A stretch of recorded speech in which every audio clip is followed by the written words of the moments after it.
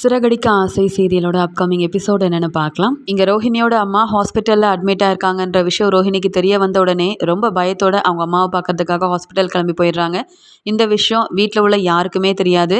இங்கே ரோஹிணி பார்லரில் தான் வேலை பண்ணிட்டு இருக்காங்க அப்படின்னு விஜயா மட்டும் இல்லாமல் இந்த மனோஜும் நினச்சிட்டு இருக்காரு.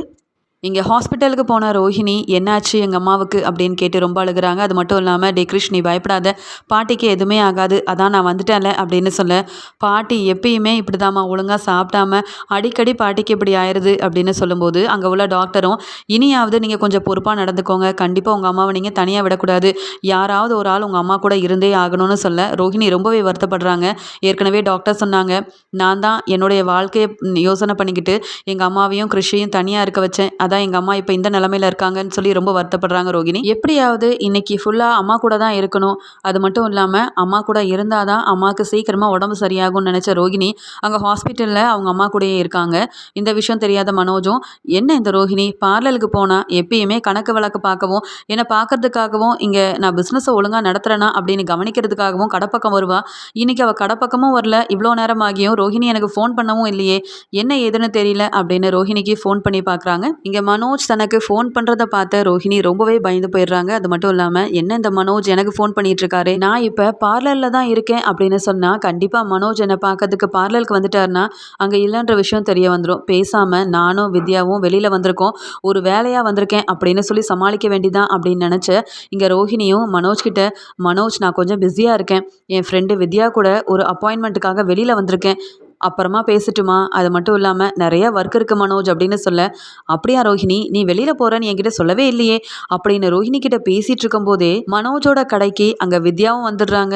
இங்கே வித்யாவை பார்த்த மனோஜ் ரொம்பவே பயந்து போயிடுறாரு. என்னது இது, இந்த ரோஹிணி என்னடானா தன்னுடைய ஃப்ரெண்டு வித்யா கூட தான் இருக்கேன்னு ஃபோனில் சொல்லிட்டு இருக்கா, ஆனால் இது தெரியாமல் இந்த வித்யா நம்ம கடைக்கு வந்திருக்காளே, அப்போ இந்த ரோஹிணி சொல்கிறது எல்லாமே பொய் தானா அப்படின்னு நினச்சிட்டு, இந்த ரோஹிணி நம்மக்கிட்ட பொய் சொல்லவே மாட்டான்னு நினச்சா இப்போ சின்ன சின்ன விஷயத்துலையும் ரோஹிணி என்கிட்ட பொய் சொல்ல ஆரம்பிச்சிட்டா அப்படின்னு நினச்சிட்டு இருக்கும்போதே இங்கே உடனே ரோஹிணியும், நான் ரொம்ப பிஸியாக இருக்கேன், நிறைய வேலை இருக்குது மனோஜ், அப்புறமா பேசுகிறேன் அப்படின்னு ஃபோனை கட் பண்ணிடுறாங்க. அப்புறமா ரோஹிணி நினைக்கிறாங்க, நான் வித்யாவுக்கு கால் பண்ணி நானும் வித்யாவும் ஒன்றா தான் இருக்கோன்னு இங்கே பேசாமல் மனோஜ்கிட்ட வித்யாவை வச்சே பேச வச்சுட்டா என்ன, ஏன்னா என் மேலே சந்தேகம் வந்துடக்கூடாது, நான் இப்போ எங்கள் அம்மா கூட வேற இருக்கேன், இந்த விஷயம் தெரிஞ்சால் அப்புறம் பின்னாடி பெரிய பிரச்சனையாயிரும் அப்படின்னு நினச்சிட்டு உடனே ரோஹிணி வித்யாவுக்கு ஃபோன் பண்ணுறாங்க. இங்கே வித்யாவும், என்ன ரோஹிணி நீ எங்கே இருக்க அப்படின்னு கேட்க, நான் இப்போ வெளியில் வந்திருக்கேன், அதை பற்றி அப்புறமா சொல்கிறேன், நான் இப்போ உன் கூட தான் வெளியில் ஒரு அப்பாயின்மெண்ட்டுக்காக வந்திருக்கேன்னு சொல்லியிருக்கேன், மனோஜ் உனக்கு ஃபோன் பண்ணி பேசினாலோ இல்லை நீ மனோஜுக்கு ஃபோன் பண்ணாலோ இந்த விஷயத்த சொல்லிடு, அப்போ தான் நான் சொன்னது உண்மைன்னு மனோஜ் நம்புவார் அப்படின்னு சொல்லிடுறாங்க. இதை கேட்ட உடனே இங்கே வித்யாவும், என்ன ரோஹிணி சொல்கிற, நான் இப்போ மனோஜோட கடையில் தான் இருக்கேன், மனோஜ் என்னை பார்த்துக்கிட்டே தான் இருக்காரு, நான் எப்படி இப்படி பொய் சொல்ல முடியும் அப்படின்னு கேட்க, இதெல்லாம் கேட்டுட்ருக்க இங்கே ரோஹிணி ரொம்பவே பயந்து போயிடுறாங்க. அப்போ மனோஜுக்கு நான் சொன்னது எல்லாமே பொய்ன்ற உண்மை தெரிஞ்சு போயிருக்குமே அப்படின்ற மாதிரி ரொம்ப அதிர்ச்சி அடைகிறாங்க ரோஹிணி. இங்கே மனோஜ் எப்படியாவது இந்த ரோஹிணி எங்கே போயிருக்கா, எதுக்காக என்கிட்ட பொய் சொன்னா அப்படின்ற விஷயம் தெரிஞ்சே ஆகணும், ஏன்னா வர வர இந்த ரோஹிணி என்கிட்ட ரொம்ப உண்மையை மறைக்கிறா, ட்ரீட்மெண்ட்டுக்காக போன விஷயத்தையும் மறைச்சிட்டா, அடிக்கடி ட்ரீட்மெண்ட்டுக்கு போன உண்மையை என்கிட்ட சொல்லாமல் மறைச்சிட்டா, இப்போ என்னடானா இப்போ வேறு அப்பாயின்மெண்ட்டுக்கு என் ஃப்ரெண்டை கூட்டிகிட்டு போயிருக்கேன்னு சொன்னா, ஆனால் ரோஹிணியோட ஃப்ரெண்டு இப்போ என் கடையில் நின்றுட்டுருக்காங்க, என்ன நடக்குதுன்னு ஒன்றுமே புரியலையே அப்படின்னு நினச்ச மனோஜ் ரொம்ப கோவமாக இங்கே வித்யா கிட்ட பேசுறதுக்காக போகிறாரு. இங்கே வித்யா யோசிக்கிறாங்க, நான் இந்த மனோஜ் கடைக்கு வந்ததுக்கு சும்மாவே இருந்திருக்கலாம், என் வேலையை பார்க்கறதுக்கு ஆஃபீஸ்க்காவது போயிருக்கலாம், ரோஹிணி பார்லரில் இல்லையே, ஒரு வேளை இந்த கடையில் இருப்பாளோ அப்படின்னு சொல்லி பார்க்கறதுக்காக வந்தேன், நான் வசமாக மாட்டிக்கிட்டேனே, இப்போ ரோஹிணி வேற பொய் சொல்லி இங்கே மனோஜுக்கு வேற தெரிஞ்சிருச்சு, என்கிட்ட கேள்வி கேட்டால் நான் என்ன பதில் சொல்கிறதுன்னு ஒன்றும் புரியலையே அப்படின்னு இங்கே பதில் பேச முடியாமல் நிற்கிறாங்க ரோஹிணியோட ஃப்ரெண்டு வித்யா. இங்கே மனோஜ் ரொம்ப கோவமா, ஆமாம் நீங்கள் என்ன இந்த பக்கம் திடீர்னு வந்திருக்கிறீங்க அப்படின்னு கேட்க, ஏன் உங்கள் கடைக்கு பொருள் வாங்க நான் வரக்கூடாதா, நிறைய கஸ்டமர்ஸ் வராங்க, அதே மாதிரி நானும் என் ரூமுக்கு ஒரு ஏசி வாங்கலாம், பெரிய ஃப்ரிட்ஜ் வாங்கலாமேன்னு ஆசைப்பட்டு வந்தேன், நீங்கள் என்னவோ கேள்வி கேட்குறீங்களே அப்படின்னு கேட்க, நீ என்றைக்கும் என் கடையில் பொருள் வாங்க வரமாட்டேன்னு நல்லாவே தெரியும், ஆமாம் உன் ஃப்ரெண்டு ரோஹிணி எங்கே, ஏதோ உன் கூட தான் இருக்கேன்னு சொல்லி ஃபோனில் சொல்லிகிட்டு இருந்தா, ஆனால் நீ இங்கே வந்து நிற்கிறியே, உண்மையை சொல்லு, ரோஹிணி எங்கே தான் போயிருக்கா, உனக்காவது தெரியுமா தெரியாதா அப்படின்னு கேட்குறாரு மனோஜ். இங்கே ரோஹிணி உண்மையாகவே எங்கே போயிருக்காங்கன்ற விஷயம் எனக்கு தெரியவே தெரியாது. அப்படி இருக்கும்போது மனோஜ் கேட்குற கேள்விக்கு நான் என்ன பதில் சொல்கிறது? இந்த ரோஹிணி வேற சும்மா இருக்க மாட்டா, அடிக்கடி ஏதாவது என்ன வேற கோர்த்து விட்டுட்டு போயிடுறாளே அப்படின்னு சொல்லி ரொம்ப பயந்த வித்யாவும் அவள் என்கிட்ட சொன்னா எங்கேயோ போகணுன்னுட்டு என்னையும் கூப்பிட்டா. நானும் தான் போகலான்னு இருந்தேன். ஆனால் எனக்கு கொஞ்சம் வேலை இருந்ததால தான் நான் அப்படியே வரலன்னு சொல்லிட்டேன். அது மட்டும் இல்லாமல் ரோஹிணிக்கு நிறைய அப்பாயின்மெண்ட்ஸ் இருக்கிறதுனால அந்த வேலை விஷயமாக தான் அவள் வெளியில் போயிருப்பா. நீங்கள் அதை பற்றி கவலைப்படாதீங்க. என்ன இப்பயும் உங்களுக்கு ரோஹிணி மேலே சந்தேகமா என்ன? அவ ஏன் பொய் சொல்லணும்? ரோஹிணி உங்களை மாதிரி கிடையாது. உங்கள் குடும்பத்துக்காகவும் உங்களுக்காகவும் பார்லரில் ஒர்க் பண்ணுறது மட்டும் இல்லாமல் இங்கே மேரேஜ் ஃபங்க்ஷனாக இருக்கட்டும், இல்லை வேறு ஏதாவது ஃபங்க்ஷனுக்கு கூப்பிட்டா கூட அவள் போய் அங்கே நல்லபடியாக சம்பாதிச்சிட்ருக்கா. அப்படி இருக்கும்போது ரோஹிணி எங்கே போகிறா எங்கே வரான்னு நீங்கள் எதுக்கு கவலைப்பட்டுட்ருக்கீங்க? ஏதோ ரொம்ப தூரம் வேலைக்கு போயிருப்பா, சொன்னால் நீங்கள் விடமாட்டீங்களேன்னு சொல்லிட்டு தான் என் கூட போயிருக்கேன்னு பொய் சொல்லியிருப்பா. இதெல்லாம் ஒரு பெரிய பிரச்சனையாக நீங்கள் எடுத்துக்காதீங்க மனோஜ். கடையில் வர கஸ்டமரை பாருங்கள், நல்லா பிஸ்னஸ் செஞ்சு இனியாவது என் ஃப்ரெண்டு ரோஹிணியை கண் கலங்காமல் பார்த்துக்கோங்க அப்படின்னு சொல்கிறாங்க வித்யா. அதுக்கு மனோஜ் வித்யா கிட்ட அதெல்லாம் எனக்கு தெரியும், ஆனால் ரோஹிணி ஏதோ உன் கூட தான் இருக்கான்னு என்கிட்ட பொய் சொன்னது ஏன்னு தான் எனக்கு புரியல. அப்படியே அவள் வெளியூருக்கு இல்லை பக்கத்து ஊருக்கு வேலைக்குன்னு போயிருந்தா கண்டிப்பாக என்கிட்ட சொல்லிட்டு போயிருப்பா. ஒரு நாளும் என்கிட்ட வேலைக்கு போகிற விஷயத்த மறைச்சதே கிடையாது. நான் கூட நிறைய நாள் அவள் எங்கே போகணுன்னு கேட்டு கார்லேயே கூட்டிகிட்டு போய் விட்டுருக்கனே. அப்படி இருக்கும்போது என்கிட்ட சொல்லியிருந்தா வேலைக்கு போக வேண்டாம்னு சொல்லவா போகிறேன்? எனக்கு தெரியும் ரோஹிணி என்னை விட அதிகமாக சம்பாதிக்கிறா, இங்கே வீட்டுக்கு தேவையானதெல்லாம் ரோஹிணி தான் பார்த்துக்கிறான்னு. அப்படி இருக்கும்போது வேலைக்கு போக நான் என்றைக்கும் அவளுக்கு வேண்டான்னு சொன்னதே இல்லை. ஆனாலும் ரோஹிணி ஏதோ ஒரு உண்மையை மறைக்கிறான்னு நல்லாவே தெரியுது.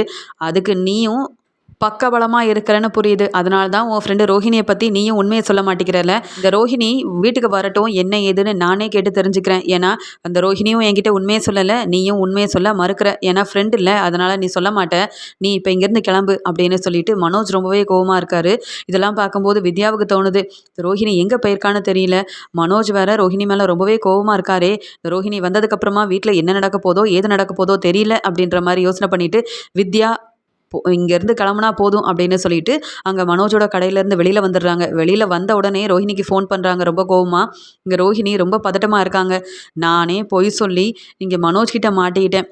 ஒரு வேலையாக தனியாக தான் வந்திருக்கேன்னு சொல்லியிருந்தா கூட நான் எப்படியாவது என்னை யாரும் கேள்வி கேட்டிருக்க மாட்டாங்க, மனோஜும் என் மேலே சந்தேகப்பட்டிருக்க மாட்டார். ஆனால் இப்படி உண்மையை சொல்லாமல் நான் பொய் சொன்னது தான் பெரிய பிரச்சனையாயிரும் போலையே அப்படின்னு ரோஹிணி பயந்துட்டுருக்காங்க. அந்த சமயம் வித்யா ஃபோன் பண்ணுறாங்க ரோஹிணிக்கு. இங்கே ரோஹிணி ரொம்ப பதட்டமாக வித்யாவோட ஃபோனை அட்டன் பண்ணிவிட்டு, ஆமாம் வித்யா, அங்கே மனோஜ் என்ன கேட்டான், என்னை பற்றி அவனுக்கு சந்தேகம் வந்துருச்சா அப்படின்னு கேட்க, ஏண்டி ரோஹிணி, நீ எங்கே போனாலும் என்கிட்ட சொல்லிட்டு போக வேண்டியதானே? நீ என்னவோ என் கூட இருக்கேன்னு சொல்லிட்டேன். நான் உன்னை தேடி அங்கே மனோஜோட கடைக்கு போயிட்டேன். மனோஜ் என்னை பார்த்து நிற்க வச்சு கேள்விக்கு மேலே கேள்வி கேட்க ஆரம்பிச்சிட்டாரு.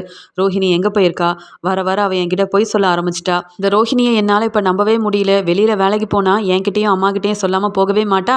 இந்த தடவை அவள் பொய் சொல்லிட்டு தான் போயிருக்கா. அவள் வீட்டுக்கு வரட்டும், அவகிட்டயே கேள்வி கேட்டுக்கிறேன். நீயும் உண்மையை சொல்ல மாட்டேங்கிற, அந்த ரோஹிணியை உண்மையை சொல்ல மாட்டேங்கிறான்னு சொல்லி உன் மேலே ரொம்ப கோபமாக இருக்கிறது மட்டும் இல்லாமல் என்னையும் திட்டாரு. நான் உனக்கு உதவி செய்யணும்னு நினச்சேன், ஆனால் என்ன சொல்கிறதுனே தெரியாமல் அங்கேருந்து கிளம்புனா போதும்னு வெளியில் வந்துட்டேன். நீ என்ன செய்வியோ ஏது செய்வியோ தெரியாது. நீ வீட்டுக்கு போகும்போது மனோஜ் கண்டிப்பாக உன் மேலே சந்தேகப்பட்டு கேள்வி கேட்க தான் போகிறாரு. ஆமாம், நீ அப்படி எங்கே தான் இருக்க அப்படின்னு கேட்கும்போது தான் இங்கே ரோஹிணி நடந்த ஒவ்வொரு விஷயத்தையும் சொல்கிறாங்க. எனக்கே தெரியாது, நானே அங்கே வேலைக்கு போகணும்னு கிளம்பிட்டு இருக்கும்போது தான் ஃபோன் வந்தது. எங்கள் அம்மாவுக்கு உடம்பு சரியில்லை, ஹாஸ்பிட்டலில் இருக்காங்கன்னுட்டு. அவங்கள பார்க்கறதுக்காக வந்துட்டேன். எங்கள் அம்மாவுக்கு வேறு யார் இருக்கா? பாவம் கிறிஷ் வேறு தனியாக இருக்கான். அது மட்டும் இல்லாமல் அம்மாவை பார்த்துக்கிறதுக்காக தான் நானே இங்கே வந்திருக்கேன். அப்படி இருக்கும்போது நான் எப்படி பார்லர் வேலைக்கு போக முடியும், இல்லை வெளியில் வேலைக்கு போக முடியும்? அம்மா கூட இருக்க யாராவது வரணுமேன்னு தான் நான் இருக்கேன். இந்த விஷயத்தெல்லாம் மனோஜ்கிட்ட சொல்ல முடியுமா? அதனால தான் வெளியில் வேலைக்கு வந்திருக்கேன். அதுவும் என் ஃப்ரெண்டு கூட தான் இருக்கேன்னு போய் சொன்னேன். அதுலேயே நான் வசமாக மாட்டிக்கிட்டேன். இப்போ வீட்டுக்கு போனால் என்ன சொல்லி மனோஜை சமாளிக்கன்னு ஒன்றுமே புரியல அப்படின்னு சொல்கிறாங்க ரோஹிணி. அதுக்கு வித்யாவும், உங்கள் அம்மாவுக்கு உடம்பு சரியில்லைன்னு தெரிஞ்ச உடனே எனக்கு ஃபோன் பண்ணியிருந்தா நானும் உன் கூட வந்திருப்பேன்ல. அது மட்டும் இல்லாமல் நீ வீட்டுக்கு கிளம்பு, அம்மாவை நான் பார்த்துருக்குறேன், கூடவே இருந்திருப்பேனே, உனக்கு எந்த பிரச்சனையும் வந்திருக்காது. நீ இந்த உண்மையை என்கிட்ட மறைக்க போய் தான் மனோஜ் கேட்ட கேள்விக்கு பதில் சொல்ல முடியாமல் உன்னை மாதிரியே நானும் திருன்னு முழிக்க ஆரம்பிச்சிட்டேன். மனோஜுக்கு வர வர உன் மேலே சந்தேகம் வந்துக்கிட்டே இருக்குது. நீ ஏதோ பொய் சொல்கிற, உண்மையை மறைக்கிறேன்னு மனோஜுக்கு தெரிய வருது. உன்னை பற்றின உண்மை மனோஜுக்கு சீக்கிரமாக தெரியறதுக்குள்ளே கிறிஷ் தான் உன்னுடைய பையன்ற உண்மையை சொல்லி கிறிஷை உன் வீட்டுக்கே கூட்டிகிட்டு போயிரு. வர வர உங்கள் அம்மாவோட உடம்பும் சரியில்லை. அதனால் எப்பயுமே உன்னை பற்றியே யோசனை பண்ணிகிட்டு இருக்காத ரோஹிணி. உன் வாழ்க்கையை பற்றி யோசிக்கிறத விட கிறிஷோட வாழ்க்கையை பற்றி யோசி, அதுதான் உனக்கு நல்லது அப்படின்னு சொல்கிறாங்க. உடனே இங்கே ரோஹிணியும், எனக்கு ஒரு ஹெல்ப் பண்ணுறியா? நீ பேசாமல் கிளம்பி நான் சொல்கிற இடத்துக்கு வா. ஏன்னா நான் இங்கே சாயந்தரம் வரைக்கும் தான் அம்மா கூட இருக்க முடியும். இங்கே கிறிஷும் தனியாக இருக்கான். அப்படி இருக்கும்போது நான் அவங்கள விட்டுட்டு வீட்டுக்கெல்லாம் போக முடியாது. நான் நைட்டெல்லாம் எங்கள் அம்மா கூட இருந்தால் இன்னும் மனோஜுக்கு என் மேலே சந்தேகம் அதிகமாயிரும். அதனால் நீ எப்படியாவது கிளம்பி வரியா அப்படின்னு கேட்குறாங்க. அதுக்கு வித்யாவும் நான் உடனே கிளம்பி வரேன். ஆனால் நீ எப்படி மனோஜை சமாளிக்க போறியோ எனக்கு ஒன்றும் புரியல. கடையில் உன் வீட்டுக்காரர் வேலை பார்க்குறாரோ இல்லையோ, நீ என்ன செய்கிற, எங்கே போகிற, எதுக்காக பொய் சொல்கிற, இதெல்லாம் யோசிக்கிறதுல மனோஜ் ரொம்பவே பெரிய ஆளாக இருக்காரு. ஆனால் உன் வீட்டில் என்னைக்கா இருந்தாலும் உன்னை பற்றின உண்மை சீக்கிரமாகவே தெரிய போகுது. எப்படி தான் நீ சமாளிக்க போறியோ தெரியல. நான் உங்கள் அம்மாவை பார்க்கறதுக்காக வரேன் ரோஹிணி அப்படின்னு ஃபோனை வச்சிடுறாங்க. இங்கே ரோஹிணி யோசிக்கிறாங்க, இந்த விஷயத்த பேசாமல் வித்யா கிட்டேயே சொல்லிவிட்டு வித்யாவையும் கூடயே கூப்பிட்டு வந்துருக்கலாம். இப்போ மனோஜை எப்படி சமாளிக்கிறது? எங்கள் அம்மாவை பார்க்க தான் வந்தேன்ற விஷயம் மனோஜுக்கு தெரிஞ்சா என் கூட வாழ மாட்டேன்னு முடிவெடுத்துருவார். அது மட்டும் இல்லாமல் வீட்லேயும் பெரிய பிரச்சனையாயிரும்.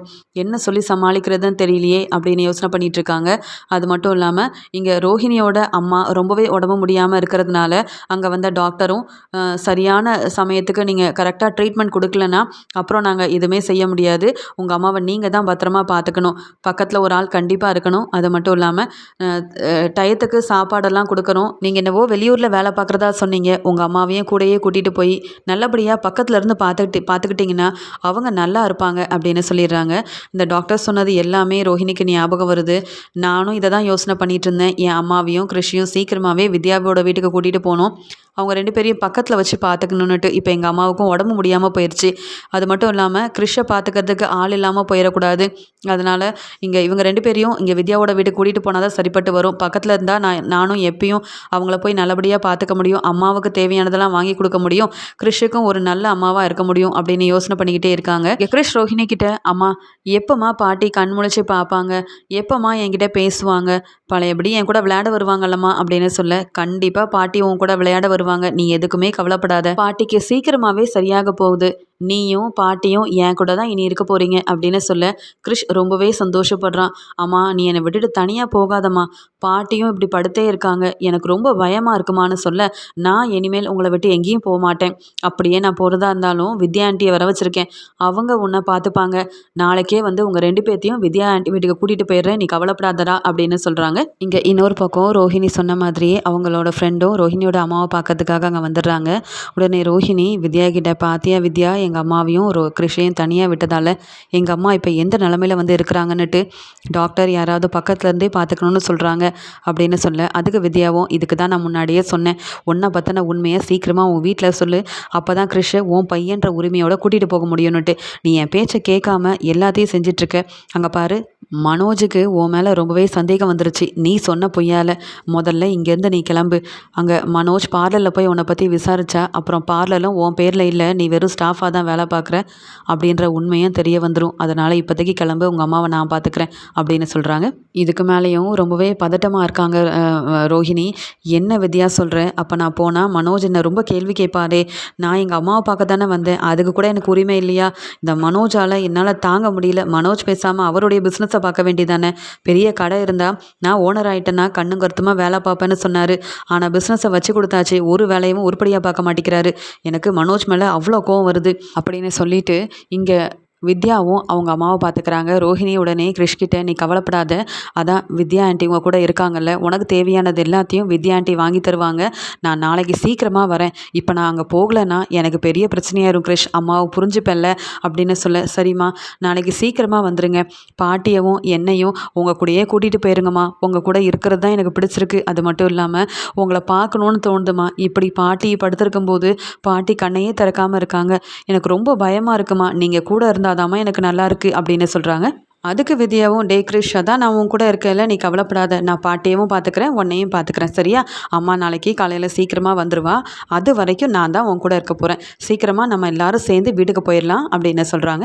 இங்கே ரோஹிணி அவங்க அம்மாவையும் கிறிஷையும் அவங்க ஃப்ரெண்டுக்கிட்ட சொல்லி அங்கே பத்திரமா பார்த்துக்க சொல்லிட்டு வீட்டுக்கு கிளம்புறாங்க. வீட்டுக்கு கிளம்பும் போதே ரோஹிணிக்கு ரொம்ப பதட்டமாக இருக்குது.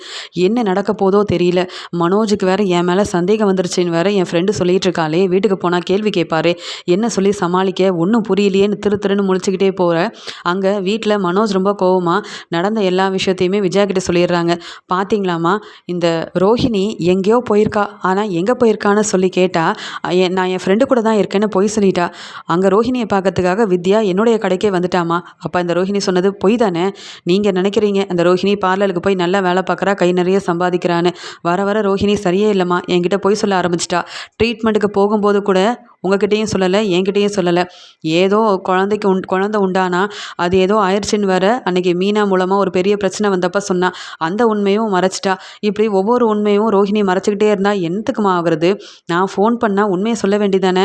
இப்போ வரைக்கும் ரோஹிணி வீட்டுக்கும் வரல, பார்லருக்கும் போகல. அப்போ எங்கே போயிருக்கான்ற சந்தேகம் எனக்கு வருமா வராதா அப்படின்னு சொல்லி மனோஜ் ரொம்ப கோவமாக விஜயா கிட்ட கேட்க, அதுக்கு விஜயாவும், டேய் நீ கொஞ்சம் பொறுமையா இருடா, ரோஹிணி என்ன செஞ்சாலும் சரியாக தான் இருக்கும்.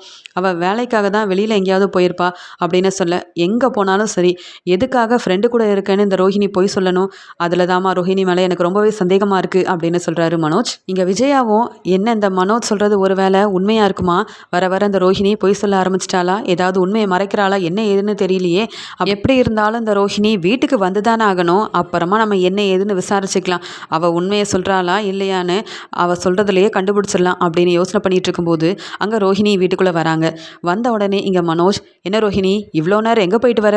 உன் ஃப்ரெண்டு வேற உன் கூட இருந்தான்னு சொன்னீல, அது எல்லாமே பொய் தானே? எல்லா உண்மையும் எனக்கு தெரியும். இப்போ நீயா உண்மையை சொல்கிறியா இல்லையா அப்படின்னு வந்த வேகத்தில் மனோஜ் இங்கே ரோஹிணியை நிற்க வச்சு கேள்வி கேட்க ரோஹிணி ரொம்பவே பதறி போயிடுறாங்க. அப்போ மனோஜுக்கு உண்மை தெரிஞ்சு போச்சா? நான் எங்கள் அம்மாவை தான் பார்த்துட்டு வரேன், எங்கள் அம்மா ஹாஸ்பிட்டலில் அங்கே இருக்காங்க, கிருஷ்ணும் இருக்கான்ற விஷயம் எப்படியோ தெரிஞ்சு போச்சோ, அதனால தான் உன் மேலே சந்தேகமாக இருக்குது, எங்கே போயிட்டு வர நிற்க வச்சு கேள்வி கேட்குறாங்களோ அப்படின்னு பதட்டத்தில் நாமளே பேசாமல் உண்மையை சொல்லிடலாமா அப்படின்னு நினைக்கிறாங்க ரோஹிணி. இதில் விஜயா வேற கேள்வி கேட்குறாங்க. ஏன் என் பையன் மனோஜ் ஃபோன் பண்ணால் உண்மையை சொல்ல வேண்டியதானே? அது என்ன, எங்கே போயிருக்கேன்னு சொல்லாமல் என் ஃப்ரெண்டு வித்யா கூட தான் இருக்கேன்னு சொன்னியாமே, அதெல்லாம் பொய்ன்னு உன் ஃப்ரெண்டு மூலமாக தெரிய வந்துருச்சு. இப்போவாது உண்மையை சொல்லு, எங்கே போயிட்டு வர அப்படின்னு கேட்குறாங்க. இங்கே ரோஹிணி ரொம்ப பயத்தில் வசமாக மாட்டிக்கிட்டேன். ஒருவேளை வித்யா ஏதாவது உண்மையை உளறிட்டாளா, இல்லை இவங்க என்கிட்டேருந்து உண்மையை வர வைக்கிறதுக்காக மனோஜும் விஜயாவும் மாற்றி மாற்றி என்கிட்ட கேள்வி கேட்குறாங்களான்னு தெரியலையே. என்னை பற்றின உண்மை இப்போதைக்கு யாருக்கும் தெரியக்கூடாது. அது மட்டும் இல்லாமல் எங்கள் அம்மா வேறு ஹாஸ்பிட்டலில் இருக்காங்க. என் அம்மாவும் கிருஷும் இங்கே ஊருக்கு வந்திருக்காங்கன்னு இந்த மீனாவுக்கும் முத்துவுக்கும் தெரிஞ்சால் அப்புறம் அவங்க தான் என்னுடைய அம்மான்ற விஷயமும் சீக்கிரமாகவே தெரிய வந்துடும். இவங்க இல்லை ஏதாவது பொய் சொல்லி சமாளிக்கணுமே, என்ன சொல்ல அப்படின்னு இங்கே ரோஹிணி திருன்னு முழிச்சுக்கிட்டே யோசனை பண்ணிகிட்ருக்க. இங்கே மனோஜுக்கு நல்லாவே தெரியுது, ஏதோ ஒரு உண்மையை இந்த ரோஹிணி வந்து மறைக்கிறாங்க அப்படின்னு யோசிக்கிறாங்க. உடனே ரோஹிணி இந்த பிரச்சனையை அப்படியே மனோஜ் பக்கம் திருப்ப வேண்டியதான் அப்படின்னு யோசனை பண்ணிட்டு, ஆமாம் மனோஜ், நீ இவ்வளோ கேள்வி கேட்குறியே, இத்தனை நாள் இப்படி கேள்வி கேட்டதே இல்லையே, ஏன் வர வர என் மேலே நீ சந்தேகப்பட ஆரம்பிச்சிட்டியா, என்னை நீ நம்பவே இல்லையா அப்படின்னு கேட்குறாங்க. அதுக்கு மனோஜும், ஓ மேலே நம்பிக்கை வைக்க போய் தான் நீ பார்லருக்கு தினமும் போயிட்டு வரேன்னு நினச்சிட்டு இருந்தேன். வெளியில் வேலைக்கு போகும்போது கூட என் பொண்டாட்டி ரோஹிணி என்கிட்ட சொல்லாமல் போக மாட்டான்னு உன் மேலே நம்பிக்கை இருந்தது. ஆனால் இப்போ அது எதுவுமே இல்லையே ரோஹிணி, நீ எங்கே போகிற, எங்கே வர, யார் கூட இருக்க, நீ சொல்கிறது எல்லாமே பொய்யால் இருக்குது, அப்புறம் எப்படி நான் உன்னை நம்ப முடியும்? ஆமாம், உன் மேலே எனக்கு சந்தேகமாக இருக்குது, நீ எங்கே போயிட்டு வரேன்னு சொல்லாத வரைக்கும் உன்னை நான் நம்ப போகிறதே இல்லை அப்படின்னு வீட்டில் உள்ள எல்லாரும் முன்னாடியும் ரோஹிணியை நிற்க வச்சு, ரோஹிணியை நான் சந்தேகப்படுறேன், அவளை நான் இனி நம்பவே மாட்டேன் அப்படின்னு மனோஜ் சொல்கிறத கேட்டு ரொம்பவே பயந்து போய் நிற்கிறாங்க ரோஹிணி. உடனே ரோஹிணியும் மனோஜ்கிட்ட, நீயும் வேலை இருக்குன்னுட்டு கடையை அப்படியே விட்டுட்டு அங்கே இங்கேன்னு டீலரை பார்க்க போகிறேன், கிளைண்ட்டை பார்க்க போகிறேன்னு சொல்லிட்டு போகிறேன். ஆனால் நான் உன் மேலே ஒரு நாளும் சந்தேகப்பட்டதில்லையே. அப்படி இருக்கும்போது நீ எப்படி என் மேலே சந்தேகப்படலாம்? நானும் நீயும் இத்தனை நாள் வரைக்கும் எந்த விதமான பிரச்சனையும் நம்ம கடையில் இருந்ததும் இல்லை, ஒருத்தருக்கு ஒருத்தர் நல்லபடியாக பேசியிருக்கோம், சந்தேகப்பட்டதும் இல்லையே. அப்புறம் ஏன் மனோஜ் இப்படிலாம் பேசிகிட்டு இருக்க, என் மேலே சந்தேகப்படுற மாதிரில நீ யோசிக்கிற அப்படின்னு கேட்க, ஆமாம் ரோஹிணி, இப்பையும் சொல்கிறேன், ஓ மேலே எனக்கு சந்தேகமாக தான் இருக்குது. ஏன்னா நீ என்கிட்ட பொய் சொன்ன, நான் என் ஃப்ரெண்டு கூட தான் இருக்கேன் அப்படின்னுட்டு. எதுக்காக பொய் சொன்னேன்னு சொல்லியே ஆகணும். நீ இப்போ எங்கே போயிட்டு வரேன்ற உண்மையை எனக்கு தெரிஞ்சாகணும். எதுக்காக என் ஃப்ரெண்டு கூட தான் இருக்கேன்னு உண்மையை மறைக்கிறதுக்காக என்கிட்ட பொய் சொன்னேன் அப்படின்ற விஷயமும் எனக்கு தெரிஞ்சே ஆகணும். இந்த 2 கேள்விக்கும் நீ பதில் சொல்லலைன்னா இனி என்னோட மனைவியாக நீ இருக்க முடியாது ரோஹிணி, இதுதான் என்னுடைய முடிவு அப்படின்னு ரொம்ப கோவமாக இங்கே மனோஜ் ரோஹிணி மேலே சந்தேகப்படுறது மட்டும் இல்லாமல் மனோஜ் இங்கே ரோஹிணிக்கு மேலே நம்பிக்கையே இல்லாமல் நிற்க வச்சு கேள்வி கேட்க, உடனே ரோஹிணி யோசிக்கிறாங்க, நான் எங்கள் அம்மாவை தான் பார்க்க போயிட்டு வரேன் அப்படின்னு உண்மையை சொன்னால் இவங்க எல்லாரும் என்னை மன்னிச்சு ஏற்றுக்கவா போகிறாங்க, இல்லை இந்த வீட்டோட மருமகளாக தான் என்னை பார்ப்பாங்களா? எதுவும் செய்ய மாட்டாங்க. அப்படி இருக்கும்போது இவங்க எல்லாரையும் சமாளிக்கிறதுக்கு நான் கண்டிப்பாக பொய் சொல்லியே ஆகணும் அப்படின்னு மறுபடியும் என்ன பொய் சொல்லலாம் அப்படின்னு யோசிக்க ஆரம்பிக்கிறாங்க ரோஹிணி.